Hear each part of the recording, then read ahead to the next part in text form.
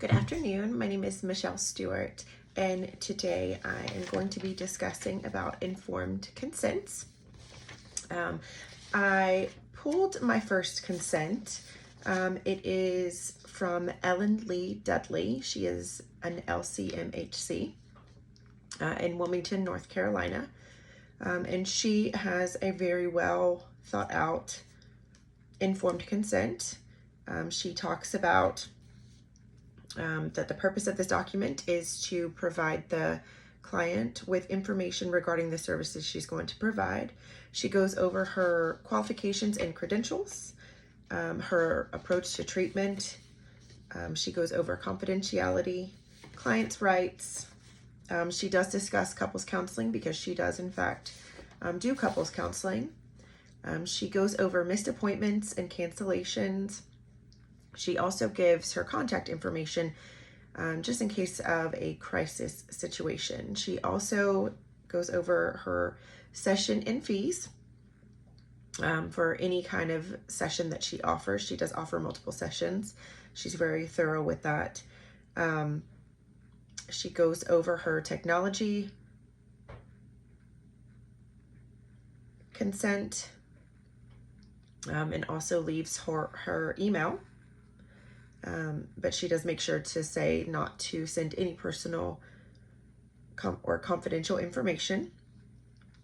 She does go over a diagnosis. She goes over termination. And then also, again, going over the informed consent and that by signing that the client does understand everything. So I did like her informed consent. I did go over the recommendations of the ACA Code and Ethics. She does follow all of that. I also went to North Carolina's State Board and Regulations, and she actually goes line by line and subject by subject. So she does go over everything thoroughly. I did find out that in the state of North Carolina that you actually have to turn your informed consent in, and once it's approved, you will get that approval. If it is not approved, they will send it back until you get your copy done and up to standards. I was curious to see what another practicing counselor disclosure statement looked like. So I did pull another one, and I actually really like this one. I felt that this LCMHC, his name is John Henry, and he is actually based out of Raleigh. And he, not only does he go by the standards that were set, he also goes above and beyond in telling his story and relaying everything that he thinks are important and what is going to be essential and apply to his clients. He just goes more in depth with everything, as to where the first one is 2 pages long. Mr. Henry's is 5 pages long.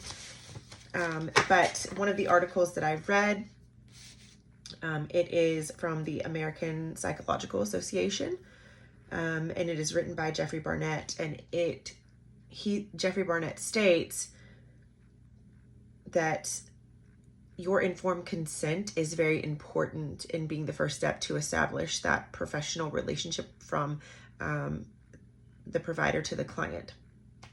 And I fully agree. After taking the two and comparing them together, I see how important it is to have an informed consent that makes the client feel like you're talking to them, but also is up to standards and goes by the laws and regulations.